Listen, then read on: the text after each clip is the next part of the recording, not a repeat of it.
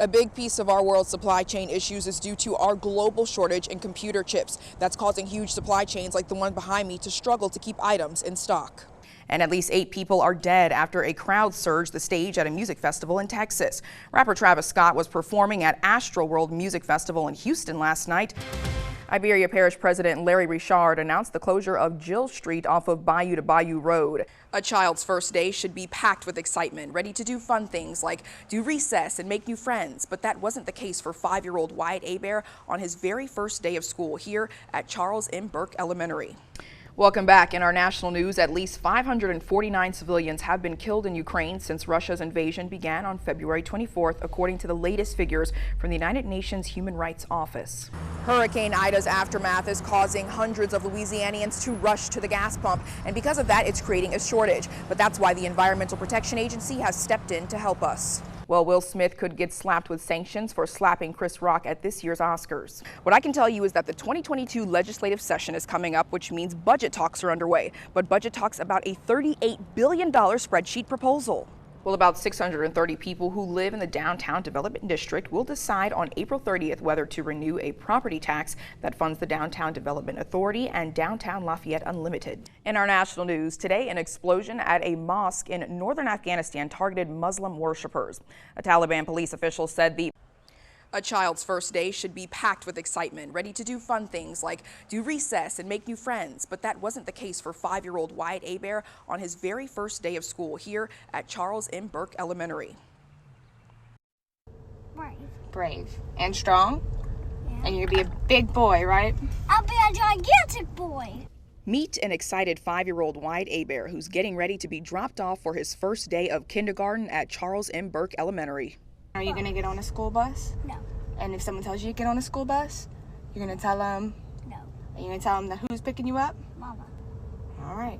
Well, that was the plan until Wyatt was actually picked up by a teacher and forced to get on a school bus.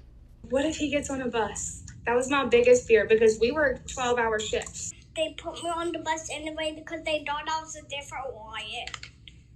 And which Wyatt was that? Wyatt Moe. And which Wyatt are you? Wyatt Hebert.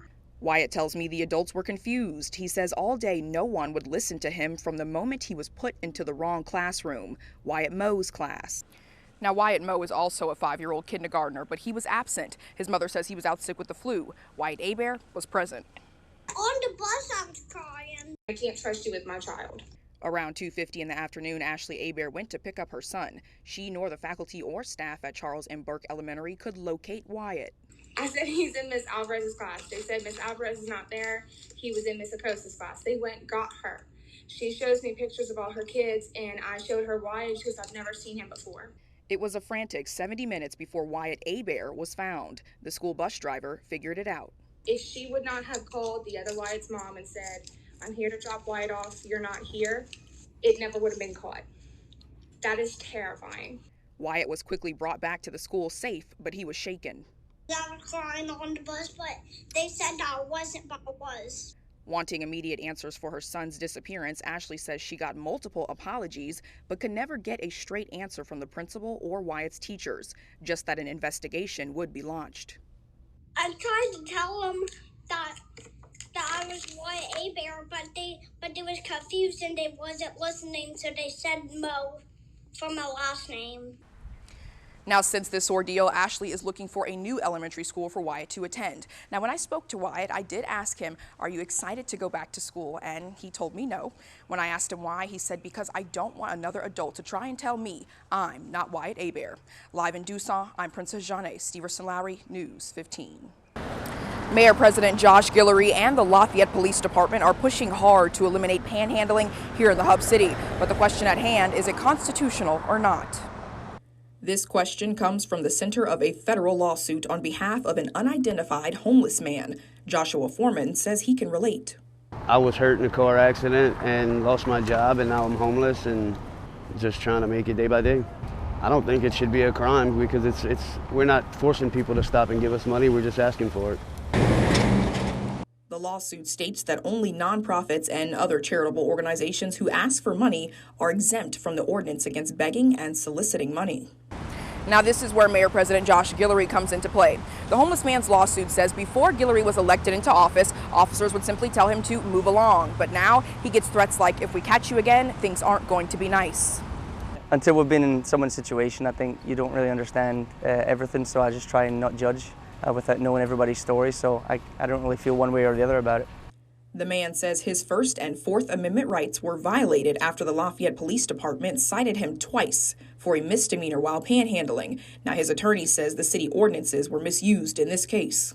I was homeless for a long time. I had a real bad addiction to drugs, and well, the drugs led me down a bad path. Residents like Christina say panhandling shouldn't be criminalized. She was homeless a short 6 months ago, and she lost her job, car, and home. She says panhandling is how she got off the street.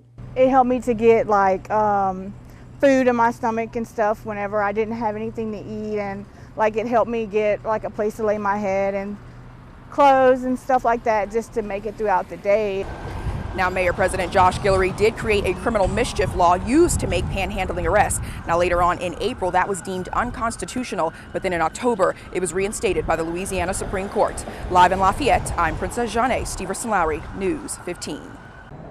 It's been 1 week since Russia invaded Ukraine, and since then, gas prices have soared. According to AAA, the national average for a gallon of gas was $3.31, but today it's $3.84. In just 1 week, gas has gone up 53 cents, and people around the world are stunned, to say the least. Sarah Tully used to spend $20 at the pump. So I drive a Chevy Malibu, and it costs about $50 to fill it up. How much do you spend to fill up your truck? Around 80, 85. I drive a truck, a Nissan Titan, and it cost me about 80 bucks. If gas keeps climbing, some say they'll be forced to carpool, get a bus ticket, ride a bike, or even opt in to walk. Now, the crisis in Ukraine has already pushed crude oil prices past their highest level, which was back in 2014. And right now, the average price of gasoline in Louisiana is pushing $3.31, according to AAA. And here I am at another local racetrack in Lafayette. You can see for yourself the difference that gas has made in just 7 days. We were at $3.31, and now we're at $3.89. Some states have it even worse, like in California, Oregon, and Washington, where consumers are going through something called sticker shock. It's where consumers experience astonishment and dismay when informed about a product's unexpectedly high price. Probably sell some paintings or something, try to get a little bit of my gas tank just to make it. Sell my truck for a horse and a buggy. Make sure I still give them rides. Hopefully at some point they'll start to decrease, because I know like whenever I first started driving, 5 years ago, it was definitely less expensive. It was probably around like $2. Oil prices surged another $7 a barrel just this past Wednesday, and Russia is a major exporter of crude oil, accounting for about 12% of the world's supply. Now, unfortunately, the prices of gas and oil is not going to go down anytime soon as the war between Ukraine and Russia continues to intensify overnight. Live in Lafayette, I'm Princess Jeanne Steverson-Lowry, News 15.